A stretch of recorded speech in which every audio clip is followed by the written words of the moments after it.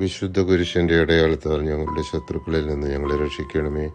ഞങ്ങളുടെ തമ്പുരാനെ, പിതാവിൻ്റെയും പുത്രൻ്റെയും പരിശുദ്ധാത്മാവിൻ്റെയും നാമത്തിൽ ആമേൻ. ദൈവാനുഗ്രഹത്തിനായി എങ്ങനെ പ്രാർത്ഥിക്കണമെന്ന് നമ്മുടെ കർത്താവായ യേശു ക്രിസ്തു നമ്മെ പഠിപ്പിക്കുന്ന വേദഭാഗമാണ് വിശുദ്ധ മത്തായി ശ്ലീഹായുടെ സുവിശേഷം 6-ാം അധ്യായം 6-8 തിരുവചനങ്ങൾ.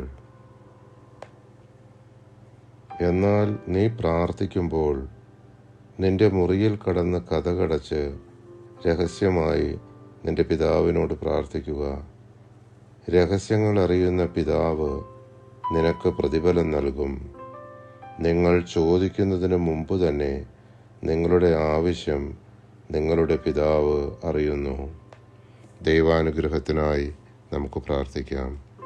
ഞങ്ങളിൽ വസിക്കുന്ന ത്രിയേക ദൈവമേ, ഞങ്ങളുടെ സ്വാർത്ഥത, അഹങ്കാരം, വെറുപ്പ്, വിദ്വേഷം, അസൂയ, വൈരാഗ്യം, മുൻകോപം, ആസക്തികൾ, ദുശ്ചിന്തകൾ, നിരാശ, അപകർഷതാബോധം, മറ്റുള്ളവരെ വിധിക്കുന്ന പ്രവണത, മറ്റുള്ളവരോട് ക്ഷമിക്കുവാൻ സാധിക്കാത്ത അവസ്ഥ, പ്രാർത്ഥനയിലുള്ള ശുഷ്കാന്തിക്കുറവ്, തഴക്കദോഷങ്ങൾ തുടങ്ങി ഞങ്ങളുടെ എല്ലാ ബലഹീനതകളെയും ഞങ്ങൾ അവിടുത്തെ തിരുസന്നിധിയിൽ സമർപ്പിക്കുന്നു. അവിടുത്തെ കൃപാസമുദ്രത്തിൽ ഞങ്ങളുടെ പാപങ്ങളുടെയും കടങ്ങളുടെയും കറ കഴുകി ഞങ്ങളെ വിശുദ്ധീകരിക്കണമേ.